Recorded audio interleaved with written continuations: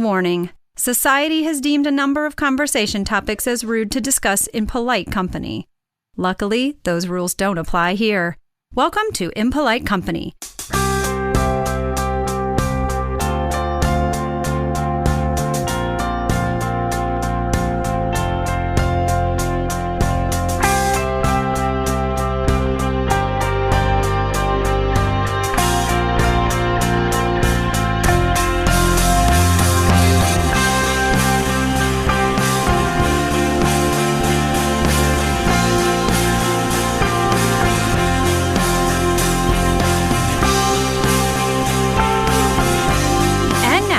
The host of Impolite Company, Chris Sear. So I was reading through my social medias this morning, as you do when you wake up. You know, that moment when your alarm's gone off, you've hit snooze twice already, and you know you shouldn't hit it again. That's not a good idea. It's quarter till. It's quarter till 6. You got to be somewhere at 6:30. You know it's a 10-minute drive to get there. So you're doing, that time of the morning? That time of the morning when the C student is suddenly doing differential equations to figure out how much longer he can stay in bed before he's got to get out on the road to fight traffic, to fight bicycles. I don't hate bicyclists. I think they're fine. I share the road. I give bicyclists the lane. I did not just the bike lane that we've spent billions of dollars to put all over our city either. I don't require them stay in that part that would actually not impede traffic in any way. If a bicyclist is riding in the actual lane like they're a real vehicle, which I guess they are, I give them a car length. I stay away from them. So don't get on me. But they do add a good 10 minutes to my drive each day if you added up every bicyclist I encounter. Which you're like, well, Chris, that's just 10 minutes. Where would you even get faster in 10 minutes? I drive 365 days a year. That's 3,650 minutes that a year that I lose to cyclists in traffic. And that is what? That's something like, how many hours is that? I mean, how many hours? That's 60. That's 3,600. If it were 6 hours, that would be 360. So it's 60 hours. That's a work week and a half I spend in traffic because I don't know if I did the math on that right. And it's not the subject of anything. I was just pointing out. You know that you got to add in when you're doing that calculation of how much longer you can sleep. You know you've got to add in the random cyclists you meet on the road. Not really meet. I guess you can meet them. Like if you speed by them too close, you get to the next stoplight, they're going to tap on your window and want to have a conversation. And then you got to remind them very quickly, you're in a real vehicle. They're on a bike. They're Kevin Bacon in the 80s in the movie Quicksilver, and you're Vin Diesel in Fast and the Furious. And you could also give them the speech Vin Diesel gives in what's that show, the movie? Three Kings, Little King, where it's 98. That's how many fights you had to be in to be a tough. Don't do that. That's ignorant. Anyway, you're laying in bed. You don't know what else to do. You're not getting out of bed, so you start checking your social media. And I'm flipping through mine. This morning as I'm telling myself, I should not be doing this. I should be in the shower by now. I should at least be on the toilet. Excuse me. I should at least be on the toilet by now. I shouldn't be laying here checking my social media. And I'm reading through it. And a friend of mine posted an article about how we're not boycotting Chic-Fil-A anymore. People have just forgotten. Or if they haven't forgotten, they've moved on. If you don't remember, Chick-fil-A has a tendency to donate huge sums of money to terrible organizations. Some of those organizations like to take your gay kids and attach them to battery cables and throw a switch that electrocutes them to shock the gay out of them. That's barely hyperbolic. That's barely hyperbole. That is almost exactly what this organization does. Not only that, If you've got extra money and your gay kid isn't at home, they'll pull up in a van, put a bag over their head, snatch them up off the street, take them somewhere, and attach battery cables to them to shock the gay out of them. That's an organization that Chick-fil-A gives money to. They give money to another organization of college athletes and high school athletes that explicitly says, you're kicked out if we find out you do anything gay. I think they mean sodomy. But it's like no gay acts even within the confines of marriage, which they also spent lots of money to fight gay marriage initiatives. Like, this is old news. This is like 2012, 2010, somewhere in there. And we all boycotted it. We all went out into the street and said, hell no, we ain't eating waffle fries until you stop persecuting people. Or, yeah, your chicken is just soaked overnight in pickle juice. We can do that at home. That's cool. Or we stood in the street and saying, you know what? Fuck your homophobia. We're into Bojangles now, which Bojangles chicken tastes good. I hate saying the word Bojangles. We don't have one in Missouri. If you don't know what a Bojangles is, man, drive to the south. Also, you could get, what is it, Zagbee's? You can get a Zalad. It's just everything has the letter Z, and it's not important. The point is, are you doing the point is drinking game where you do a shot every time I say, and the point is, because I get so tangential, like this tangent I took about tangents. But we were all about not eating at Chick-fil-A. It was on the list, man. It was going down. It was South Africa in the 80s, and we were demanding divestiture. And fast forward to 2019. Fast forward to this era we live in, where good-hearted liberal people, I don't mean red hat, Trump voting, Make America Greaters. And if you wear a Make America Great hat and listen to me, I still like you. Why are you listening? I shit on that president every goddamn day. This could not be the point where you're like, I don't think he likes Trump. That's too political. I've been way more political than this. The point is, now I'm doing it on, and I'm going to do it on purpose. It's like when you see a red car and you're like, oh, I hope I don't see any more red cars. You just only see red cars that day. That's what that phrase is going to be. It's going to be my red car. But good-hearted, liberal people who know that white privilege is a thing, people who understand it hurts you absolutely not a single goddamn bit to use the pronoun a person prefers rather than the pronoun your sense of grammar demands.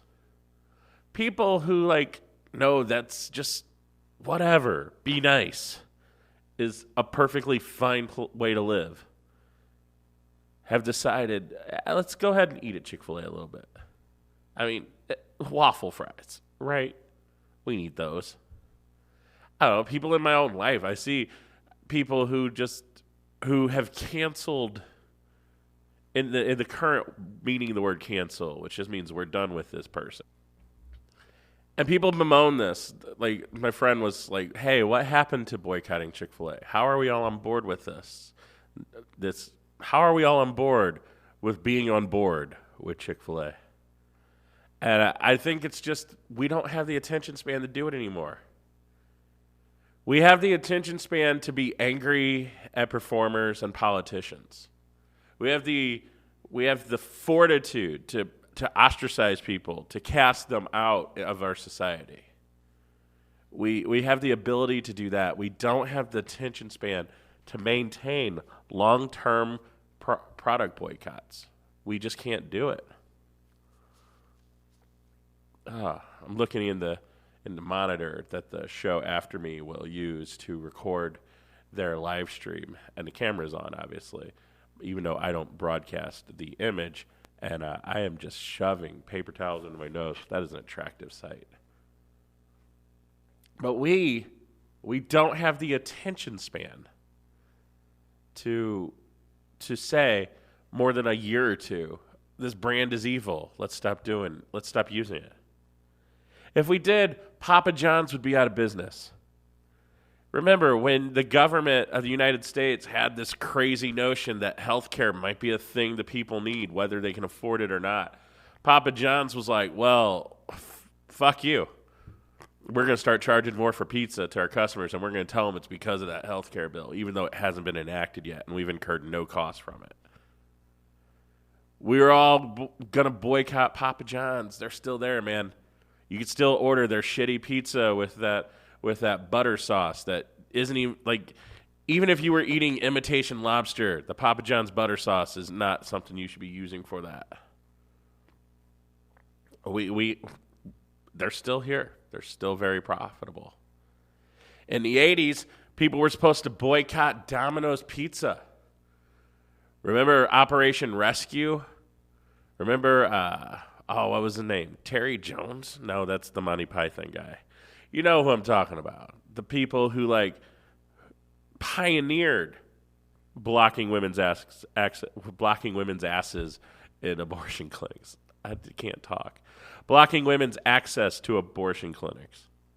The people who pioneered knowing exactly how close to a building you could stay and not be legally bothered. How many times you can show a picture of an aborted fetus to a woman who's just trying to get some medical care, man. They were getting money from Domino's. Domino's was a huge contributor to them. We were boycotting Domino's. And it didn't work then. We maintained it a little bit longer. Long enough to where they switched CEOs and then had to issue a statement saying, hey, look, man, that was his own money. That wasn't corporate profits. Domino's doesn't give to political causes. They stuck around and they weathered it, and everybody knows it. Jimmy John's. The guy who owns Jimmy John's is repeatedly shown to be an asshole. But that gargantuan's a good sandwich, right? We just don't have the fortitude or the attention span to maintain these boycotts over time. Because what happens is we get further removed from the rage that we felt when we found out that this corporation did this, and closer to the feeling in our stomach where it growls a little bit every time we think about a shitty chicken sandwich. And I accept that I could be objectively wrong about the quality of that chicken sandwich, because everyone would rave about it if it wasn't at least a little great. But I wouldn't know. I'm not eating there. I'm not virtue signaling there.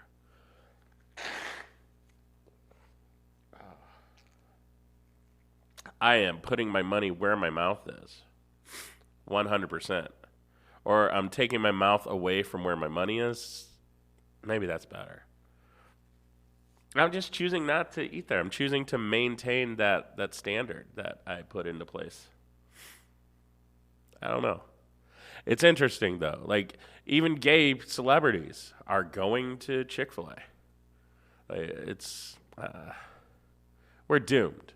That's pretty much it. We're just, I don't know. We don't have the attention span.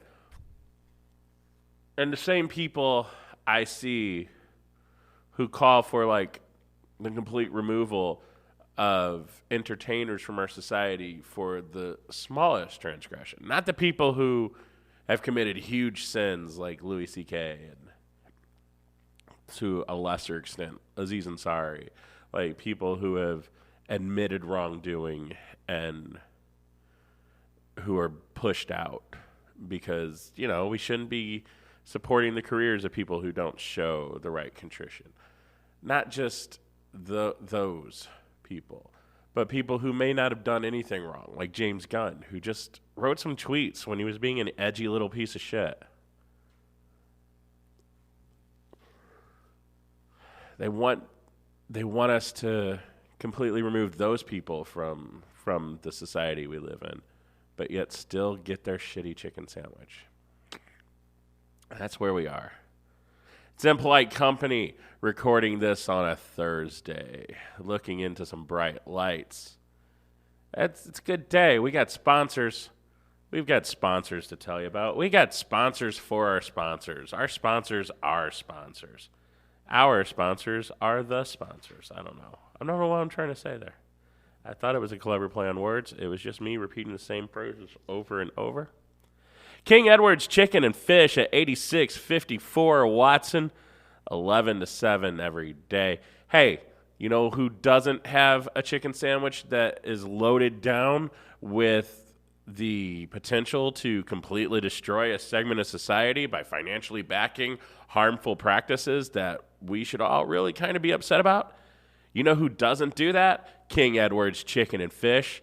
That chicken, that fish is made by a really nice dude who has no real problems whatsoever with any of you.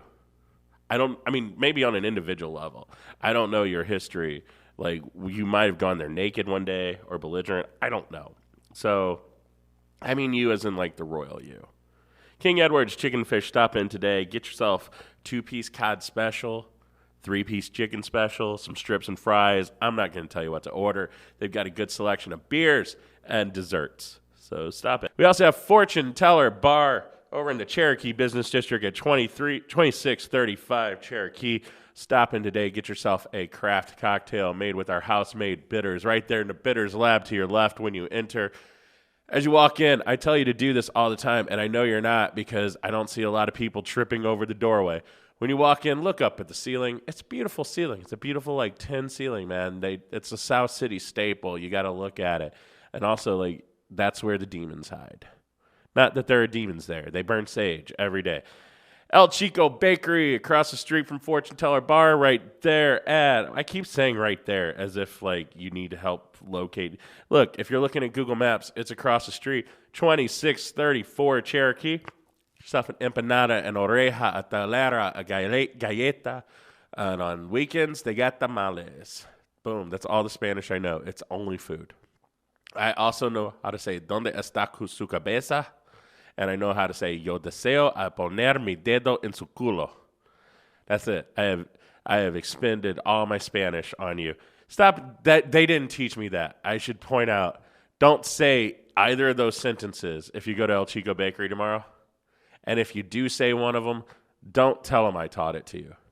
Whatever you do, don't tell the person working the counter that I taught you how to say, yo deseo a poner mi dedo en su culo. It is really dirty. You should not say that. Taco Circus at 4258 Schiller Place. If it's on Schiller at Morganford, if it's a building with a sign on it that says Taco Circus, and inside they're selling tacos, you're probably at Taco Circus. If there's no sign on the building that says Taco Circus, or they're not selling tacos, it's not Taco Circus. If it's the building with the sign that says Taco Circus and it's not Taco Circus, ask them why they got a sign on the building that says it's Taco Circus. And if they're selling tacos and it doesn't say Taco Circus, the tacos probably aren't very good, so don't go in there. And, of course, our friends at the Crow's Nest, 7336 Manchester in downtown Maplewood. Swing in, get yourself whatever the daily special is. The daily special has been killing it. They have been killing it with it. And I don't mean killing it in the way that the show Today Special eventually killed off the mannequin that came to life every night. There was a puppet security guard in that show. The dynamics of how that show worked really confused me. I also don't understand why they were all there overnight. Like, someone was supposedly building displays, but she never actually built one. Anyway, go to Crow's Nest. Get yourself some lunch. It's fun. You'll enjoy life a little bit. I mean, if you don't enjoy life already, it won't help you. You'll be fed. You'll be depressed and well fed, at least. That's really, can you really ask for more from the world we live in today? You'll be depressed and well fed. You'll be fine. When I was done reading the article about how we're all eating at Chick-Fil-A again, I also thumbed through, and it, like, at the time it seemed unrelated, but the more I thought about it, the more related it sounds. At the time, I was like, wow, that's probably just a random fact that has nothing to do with Chick-fil-A whatsoever. But apparently, if you believe in such things, there was an asteroid in outer space that just exploded above, like, the atmosphere to our planet before it plummeted into us and destroyed us. And it pointed out how unprepared we are for rocks from the sky to land on. Well, we don't want them to land here. We're way unprepared for them to land here. That would suck. But we're like, unprepared for them to be traveling towards us. We don't have a plan. There is no Bruce Willis and Steve Buscemi waiting to go off into space and save us. There is no President Morgan Freeman who's enacting a secret plan that NASA's had for years to send a team in the exact same plot as the team that Bruce Willis is leading, but it's a totally different movie. That doesn't exist. There are more movies about defending Earth from asteroids than there are plans to actually defend Earth from asteroids. We're just unprepared, which means if it happens, man, if we see, like, and space is just math. When you see something coming towards you, it's coming towards you. There's no change in it for the most part. Unless there's like a sentient life guiding it, which we know there's not. It's just a rock, man. So we're so unprepared. It makes you think, what would you do if this was it? Like if you had a 2-year warning, if we looked up into space and we saw a giant rock, and that rock was called SEER 1902, because let's face it, if we saw a giant rock heading towards Earth, I would want someone to name it for me, after me. Don't name it for me. Name it, not after like time-wise. I don't want you to name it after I've named it. I want it to be my namesake, or I want it to be its namesake. Which is the namesake, and which is the object being? Is the namesake the object being named, or is the namesake the thing that's named that you're naming the object for? That hurts my head. I don't want to think about that anymore. Anyway, when SEER 1902 is coming towards the Earth, and it's an extinction level event, we're not just talking about eradicating the dinosaurs from the face of the Earth. We're talking about eradicating the dinosaurs, going into their houses, dragging out all their shit, burning that on the lawn, going into the libraries the dinosaurs built, pulling all the books out, burning those too, finding every technological advance a dinosaur ever made, smashing it to pieces, melting the pieces down in a lava pit, pretending that there was no society where dinosaurs had all the same accoutrements and luxuries that humanity's had already. We're talking about destroying all that evidence, finding every pictogram a dinosaur ever drew on a cave when they were first evolving into sentient lizard life. We're talking about that kind of level of extinction. We're talking about not just extinction, but total eradication of your society and your history. That is the kind of level event that this would cause. When you got a 2-year warning on that, what would you do? How are you spending those last 2 years of humanity's existence? So we asked the question. We asked the question to 1,500 people in an unscientific poll, and we got 10 answers, oddly enough. How did that happen? I don't know, because it's imaginary. Maybe not. You can't prove I didn't ask 1,500 people this question. But what are the top 10 ways you would spend the last 2 years of your life on Earth if you had a warning? And our random poll of 1,500 people randomly asked this random question, gave us these results. In ranking order of popularity, 10 being the lowest popular, 1 being the highest popular. Here's the thing. 10 may be the least popular option on this list, but it's way more popular than all the things not on the list. So if you're like, oh, 10 sounds really nice, don't feel let down that it's number 10. Feel happy that it's on the list at all. It was nominated. It was an honor for it to be nominated. Number 10, eating ice cream. Okay, that's weak. There are people who would spend the last 2 years of their life just eating ice cream. I kind of get it. I mean, we've made sugar the enemy of all humanity. We've made ice cream, which is nothing but sugar, which you're not supposed to eat, dairy, which you're not supposed to eat. All humans are lactose intolerant, by the way. Some are just visibly lactose intolerant, but every adult human being lacks the ability to process milk. It's a scientific fact. It might not be. But it's almost a science. It's close to science. It sounds scientific. Like if I told you, well, the average human being loses the ability to digest milk around age 3, so it's therefore anyone over the age of 3 shouldn't be consuming dairy at all. It just creates problems with their gut biome. That uses enough words to sound scientifically plausible. So we're going to go with it. But it also, like, if that were true, it would make the option of just eating ice cream straight for 2 years pretty understandable. Also, if you really think about it, like, it's important that would be a choice because not only are you getting the sugar, which is verboten, you're getting the dairy, which is forbidden. You're also, like, not worried about calories. And in this image-conscious world, like, knowing that there's an expiration date on your life, knowing that no matter how much time you go to CrossFit in the next 2 years, you're probably not going to have enough time to move up to, like, that ultimate level where you're flipping cars and pulling diesels with your teeth. You just won't have it. Because on October 29th, 2021, this whole shithouse burns to the ground, and, like, you're going to be a beautiful corpse, but only for the 30 seconds it takes for you to incinerate because you live 10 miles away from impacted area 0. So, yeah, man, pork out. Eat that ice cream. Just bulk up, like, get the ice cream in you. We didn't ask what flavor ice cream. That might have held, like, some sway. Like, are you just spending the last 2 years of your life eating chocolate ice cream, vanilla, or are you going exotic? When Cold Stone Creamery first opened in the St. Louis area, it was the 90s, man. Was it the 90s? It might have been the early 2000s. I can't remember exactly. But when they first opened in St. Louis, there was a location in my neighborhood. And that location's a GameStop now.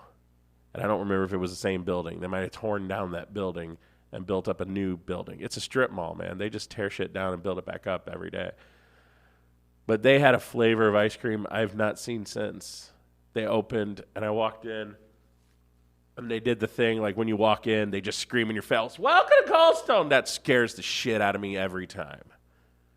Like, if you want to know why there's not a lot of Cold Stone Creameries left in the St. Louis area, it's probably that. Like, we're one of the most dangerous cities in America. You can't just yell at your customers when they walk in. They are going to draw down on you. They are going to clear leather, as the gun nuts say. I know, I've taken a class where that's what they called it. But it's dangerous. Don't yell at your customers just when they come in to get ice cream. They're not in the right state of mind. But I walked in, and they yelled out, "Welcome to Cold Stone," and they sang their little Cold Stone song. And I was like, yeah, that was weird. What you got? And they're like, those flavors. And one of them was ginger wasabi ice cream. And it was so good. It tasted, there's a joke about sushi tastes good, ice cream tastes good. We should not mix the two because that doesn't taste good. That joke's wrong. That ginger wasabi ice cream tasted like somebody took sushi, mashed it up, put it into this cold dairy confection, and handed me a bowl of it with waffle cone chopped up on top because I like the waffle cone. I don't like to hold the waffle cone because the ice cream just drains. You're holding a funnel for melted ice cream. That's all you're doing. But if you get the waffle cone and you put it on top of the bowl of ice cream and then you smash it down with your fist, that's really nice. That's basically what Stephen Colbert's Americone dream is somebody watching me use a waffle cone going, we should just put that in a box. And I was like, yeah, you should. But maybe that's the flavor of ice cream you're getting. Maybe it's not chocolate or vanilla. Maybe it's the ginger wasabi. Maybe it's the Korean barbecue ice cream. What's Korean barbecue ice cream? It's ice cream with Korean barbecue sauce on it. That's pretty much like, if you get high, you should eat that ice cream for sure. If you don't get high, you should eat that ice cream and you'll still be like, man, I wonder if this would taste better if I was high. And probably. I don't care what kind of ice cream you're eating, man. If you're spending 2 years eating it, you should probably alternate flavors regardless. You're going to burn out your taste buds. And even though, like I said, it's not worth going to the gym and getting fit just because you're going to die in 2 years, you might as well taste things all the way up to the end. Well, maybe not up to the end. Like, the last thing you'll taste is the particles of your own body incinerating from the impact of the asteroid. That, like, so most of your taste buds, like, most of your sense of taste comes through also with your sense of smell. So, like, as you're burning up alive, you're going to smell yourself burning, and you're going to taste some of it. It's going to taste like your mouth's going to taste like you're at a barbecue. And you're going to be a little disturbed by your actually a little, your hunger sensors are activated a little bit by the burning of your own body. That's going to disturb you. Luckily, you've been eating ice cream for so long, you're like, whatever. Number 9, how would you spend the last 2 years on Earth if you knew an asteroid was coming to wipe out civilization? Number 9, orgies. Okay, I get it, man. You've got your ice cream. Now it's time to bone. You don't have to wait for the end of the world to go to an orgy. You can just go. You can't just go. You need to be invited. Don't just I don't know. Isn't Craigslist still a thing? You could just go on Craigslist in the NSA, not the NSA, like National Security, Administration. They don't have a part of. They do have a part of Craigslist. They don't tell you which one it is. Like the NSA part of Craigslist is not the Security Administration. The part that sells musical instruments, oddly enough, is. The National Security Administration has been operating the musical instruments for sale portion of Craigslist since 1932. It's just been a thing they do. Anytime there's a piccolo for sale, it's them actually putting out a request for proposals from mercenaries to commit political assassination in other countries. And yeah, there's an RFP process. The U.S. government is required to get bids from multiple contractors every time they employ one. They can't just go out and pick their favorite each time. They've got to get bids. That includes political assassination. They can't just go with the woman who's been successfully killing political leaders for us without any evidence that that's what happened for the last 30 years. They have to request them from everybody, including the 2 high school kids who just found out about this as a career option for them. And they underbid everyone else. They get selected, and that's how everyone knows the U.S. government killed the dictator of Antarctica or something. I don't know. You can't, that's a problem. We should fix that. We should just let the government hire qualified people without putting out the whole bid process. But whatever. The government, when they need to get someone, when someone's got to get got, the government puts out a request for RFP on Craigslist. And it's stupid, but that's not the NSA we're talking about. We're talking about no strings attached. You can go in MW for MW NSA encounters. You can go in there and you can just look up anytime somebody says, hey, we're looking for some people to come over and party. They don't mean a fondue party. Or they probably do. It's an orgy. There's probably a fondue party before. There's probably a fondue party. You're probably supposed to wear a shirt with a butterfly collar. There's a whole list of things that you're probably going to have to do before you just show up. And again, don't just show up. Text first and make sure you're invited. Don't be the person everyone points to at an orgy and just yells out, hey, does anybody know this guy? You don't want that to happen. It's not like when you're at a wedding, you're staying at a hotel where there's a wedding reception and you just sneak in free bar. No one will know I'm not supposed to be here. And then you get up to the bar and you're drinking your free scotch and someone goes, hey, who are you here with? Who are you related to? That's way more awkward when you're naked with your junk out. Don't do that in order. Here's the thing, though, also, that's only going to happen to guys. If you're a woman and you want to randomly show up in an orgy, it's sexist as hell, but you're allowed to. No one's ever going to point at you and go, hey, we got way too many chicks here. Are you sure you're supposed to be here? Unless it's a gay orgy. Then, yeah.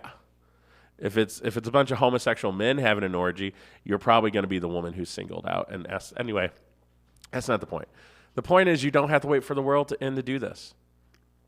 But if you are waiting for the world to end and you got a 2-year expiration date on life and you're hitting the orgy circuit, hey, man, bareback it. Leave the condoms at home. You're dying anyway. It takes you 2 years to die from syphilis, so you got time. I imagine that on the day before the asteroid hits, we are all just disease vectors in Air Force Ones. That's all we are. We are just walking. We've thrown all caution to the wind. For the next 2 years, nobody's getting a flu shot. No one is washing their hands after they take a shit anymore. No one is wearing condoms or anything. We're all just walking around just plopping out syphilis everywhere we go. Little kids coming too, because like we're not using birth control, but like when we get pregnant, it's like you still got time to have a kid. In the last 9 months before the asteroid hits, it's all bets off. No one's even pulling out anymore. Like it's sex crazy, man. Like I don't even want to know the kind of stuff people invent getting into when they know the world's about to end. It's like, have you ever gasolined? What's that? It's when you, I don't know, fill up someone's gas tank while you finger bang them. We're running out of stuff to do. Like, we've already done all the weird stuff. Now we're just mixing mundane activities with sex. And, the world's still, I don't know if there'll still be gas to put in your vehicle. So that might be actually more exotic than I'm giving it credit for. Like being able to finger bang someone while you're putting gas in a car might be like two very rare activity, or at least one very rare activity, and it's not the finger. Anyway, number 9 was orgies. Number 8, telling everyone I love them. You should be doing that anyway if you drink. If you don't drink, you should still tell your friends you love them. Like, you could die tomorrow, the next day. Like, life is fragile, man. We're all just walking a tightrope over a bunch of broken glass that happens to also be above a volcano. Like, tomorrow's never guaranteed. So don't wait for the end of the world to tell people you love them. For one, they might not live. There's no guarantee that your heart will last until that final hour. Like, we all have this romantic notion that when that asteroid hits, we're going to be standing on a hill drinking a cup of tea, watching as it impacts, and everything just blows up around us, and we go out in this gust of wind from there's no guarantee we'll make it there. Your heart could explode right now. Your heart may not go on, Celine Dion. So, like, pick up the phone, text your parents, tell them you love them, unless you're not talking to them. Like, you're not obligated to, like, make amends with them just because the world's ending. Number 7, binge watching every TV show I ever missed. I think that's admirable, actually. Because there's a lot, man. I am the king of, if you watch a good show on Netflix or Hulu, if you watch something that's really entertaining and you're like, you should really watch this, Chris, you'd enjoy it. Here's exactly what I say. Oh, man, I will add that to my list. And I'm not giving you a line. I'm actually thinking I'm going to add that to, I don't have a list. When I say I'll add that to the list of shows I want to watch, what I mean is one night if I'm flipping through Netflix and it comes across my field of vision, I will definitely give it a try if I'm not already looking for something else to give it a try. Like, if you open up my phone and you go into my notes, there is not like a list of things people have recommended for me to watch that I should try. And it's for a simple reason of it's impossible. I'm never going to be caught up on all the things I should watch. Like, I want to watch Jack Ryan. I hear that Jim from The Office is a great Jack Ryan. Haven't watched it yet.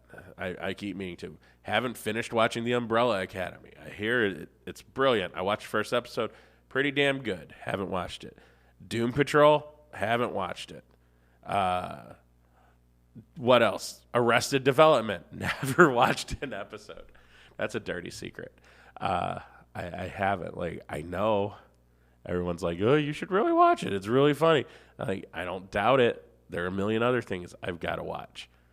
However, I've also watched Buffy the Vampire Slayer through from beginning to end about 14 times.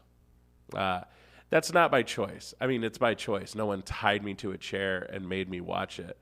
But TNT used to run it, or Spike, one of the two, used to run it twice a day, or like 2 episodes back to back twice a day. So it would just be on when I was getting ready for work or when I was coming home at the end of the day, and I would turn on and I would sit and watch both episodes every day. And I watched it from start to finish like 14 times. It's ridiculous. But I haven't seen season 2 of The Marvelous Maisel yet. So it's just impossible. There's too much good television being made. I guess we could call it television. There's too much good entertainment being made. There's not enough hours in the day. But if you put a timer up that said the world ends in 2 years, one, I'm not working my day job anymore. I'm probably not working the comedy thing anymore. Like, I don't know, the world's ending, man. Who's got time to go to open mics? There's enough comedy already to keep you pretty much entertained for the next 2 years. If you got hopefully Netflix stays up. Anyway, if you put a timer up and I don't have a day job, maybe I'm just going to meet the ice cream lady. I'll be like, hey, you're spending the next 2 years eating ice cream. Why don't you come over? I got some friends. You bring your ice cream. Orgy guy's coming over. Don't talk to him. Like, just let him sit in the corner. He'll mutter something about, this isn't how I wanted to spend the last 2 years. But he'll still keep watching. I mean, we're finally going to watch Ozark. He needs to watch that. So, yeah, like I can invite those two over. We could sit on the couch, and we could just binge watch all this stuff we've been meaning to watch. So I get that. That's a legitimate. I think that the government, part of their disaster plan for extinction level events should be to make sure that the servers that run our streaming services stay up. I think that's pretty important. That seems like, I don't know. I would probably be happier spending money on that than the MQ-1 Reaper drone program. Like, that's just me. If you're a shareholder in General Dynamics, I guess you care more about drones. I don't. I think they suck. That's a hot take. Drones suck. There's my politics for the day. What are my politics so far for the day? Trump sucks. Chick-Fil-A is shit. Drones suck. Boom. I am so edgy. I'm like on the cutting edge of what progressive politics should be. Where was that? That was number 7. So wait, we got ice cream, we got orgies, we got binge watch, telling people that you love them, binge watching shows. So 10, 9, 8, 7. We're at 6. Number 6 in our unscientific survey of how you would spend the last 2 years of life if you knew the world was ending from an asteroid impact. Reading as much as possible. All right, before I tell you this is stupid, I'm on your side. I identify with this answer. I would want to read a lot too. Like, who's got time to read ever? And like now you don't have to go to work. People are rioting and looting and fucking around you. You've got, like, no one's going to interrupt you finally finishing Infinite Jest if you haven't read it. So you've got time, so you might as well do this. So, yeah, I get it, man. I think you shouldn't. For one, you're going to act. Here's the rookie mistake. Like, starting with some classics, sure. Like, make sure you finally read Moby Dick. Don't read Infinite Jest, by the way. If you got 2 years of your life to kill and you're going to spend 2 weeks of it just barreling through Infinite Jest, don't. It's not worth it. There are like a million other things. Here's what you should instead go watch that movie where Jason Segel plays David Foster Wallace. You get the gist of Infinite Jest, and you don't have to read Infinite Jest. So there's that. But reading some classics, sure. Like, get that out of the way, man. Read Heart of Darkness. Read Frankenstein finally. Like, be like, oh, this wasn't scary at all. It's not supposed to be. It's like, it creates a feeling of dread, but it's not like alien jumping out of a spaceship scary. Like, read that stuff, but you're going to make a rookie mistake. You're going to pick up a book just at random, some sci-fi book about kids finding a spaceship in the backyard and figuring out that it's the precursor to a full-on alien armada that's coming to like put us in food camps and stuff. And then the kids have to use this spaceship they found to fight off that armada. Like, you're going to start that, and you're going to finish that book, and you're going to realize it's part of a 37-book series that isn't finished yet. And you're not going to know it's not finished till you get to book 37. And it's going to end on a cliffhanger. And you're going to be like, shit. This author's not writing the next book. It's not getting published. The world's ending. Why would they?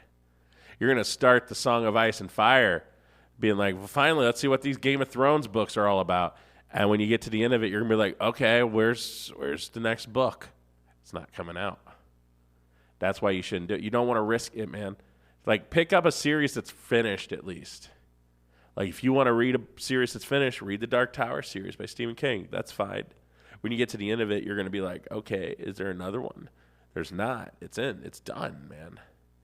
And so you're going to have that same sense of unsatisfaction that you would have if it was like a cliffhanger that you're never going to see the end to, as you will when it's the end of a series you didn't want to end, which is kind of a metaphor for the end of the world in itself.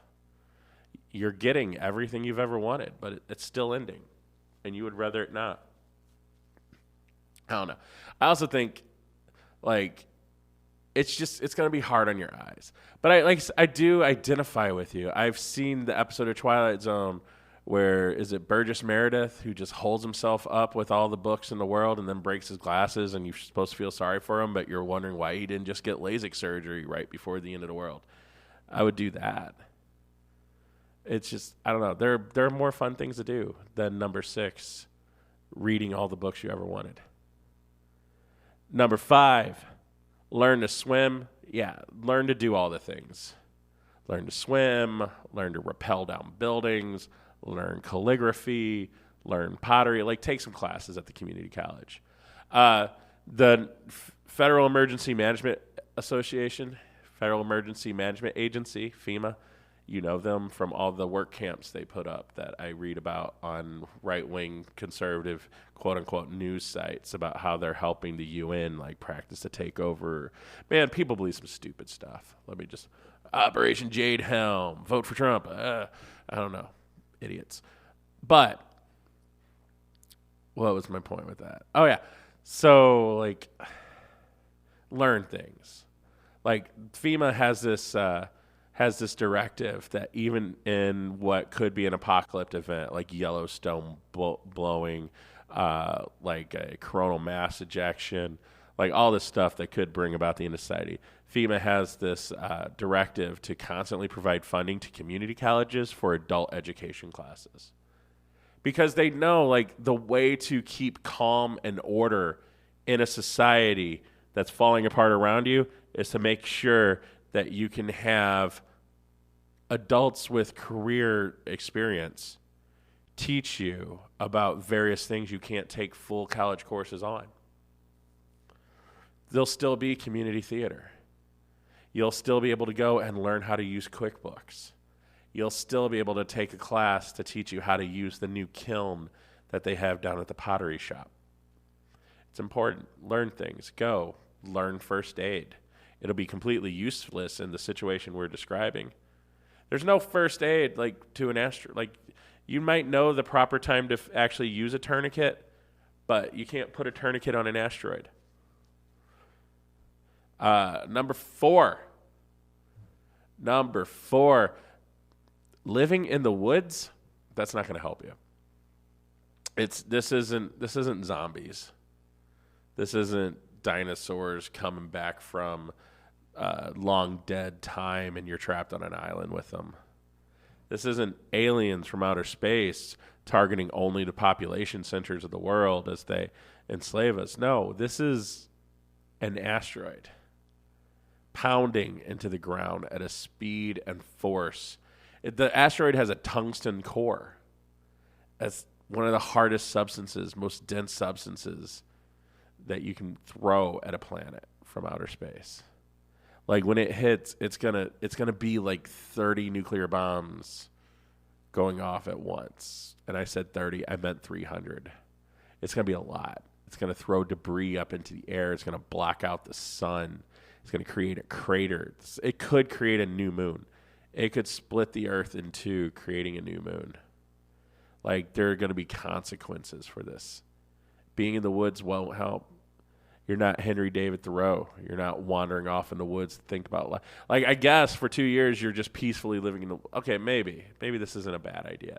You're not surviving in the woods, but if that's what you got to do before you die, man, live in the woods. Number 3, live on a boat. That's, again, you're just looking for places to die. These aren't activities you have to wait till the end of the world for. These aren't like, you could live on a boat right now. When I was a kid, my grandma took me down to the Mississippi River to meet a guy who lived on a boat, and all he did was float up and down from St. Louis to New Orleans. That was the trip he did all the time. It was just a little houseboat. Interesting dude. Definitely probably murdered people. I don't know. I didn't own, but I'm just saying, if you live on a boat that goes up and down the Mississippi and your boat has a bunch of oil drums underneath it to serve as ballast, is that the word?